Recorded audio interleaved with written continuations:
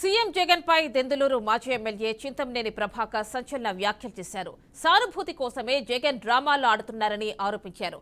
చిన్న గాయంతో షో చేస్తున్నారని మండిపడ్డారు. అసలు ఏం జరిగిందని జగన్ కు ప్రాణాపాయం ఉందని ప్రశ్నించారు.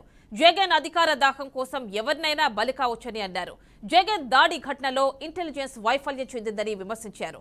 సొంత బాబాయిను హత్య చేస్తేనే ఈ రాష్ట్రంలో దిక్కు లేదని ఎద్దేవా చేశారు. జగన్ అండ్ కోకు చంపడం వెన్నతో పెట్టిన విద్య అని ఆరోపించారు. జగన్ కుటుంబ సభ్యులు జాగ్రత్తగా ఉండాలని సూచించారు. వాళ్ళ కుటుంబ సభ్యులు కూడా జాగ్రత్తగా ఉండాల్సినటువంటి అవసరం ఉంది. ఎందుకనంటే వాళ్ళే నమ్మలేనటువంటి అభద్రతాభావంలోకి వెళ్ళిపోయారు. లేకపోతే విజయం గారు ఎందుకు వెళ్ళిపోద్ది?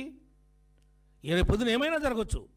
వీళ్ళ సింపతి కోసం వీళ్ళే చంపించేసి చంద్రబాబు గారు చంపించారని చెప్తారు. రాయి తగిలితే చంద్రబాబు గారు, వీళ్ళ ఇంట్లో కుక్క ఏం లేకుండా, కుక్క ప్రెగ్నెంట్ అయ్యి ఉండి అది వేం లేకుండా అడ్డం పడిపోతే కూడా దీనిలో చంద్రబాబు గారు కుట్ర ఉందంటారు. అంత దిగజారునటువంటి రాజకీయాల్ని తయారు చేసినటువంటి వ్యక్తి ఈ జగన్మోహన్ రెడ్డి గారు. సజ్జల డైరెక్షను, ఈయన నటన.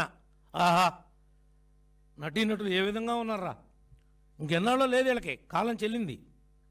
అతి దగ్గరలో ఉన్నాయి అధికారం దూరం కావటానికి. వీళ్ళకు కూడా ఆస్కార్ అవార్డుల కోసం ప్రయత్నం చేస్తున్నారు. తప్పనిసరిగా వీళ్ళకు కూడా అలాంటి అవార్డులు వస్తాయి.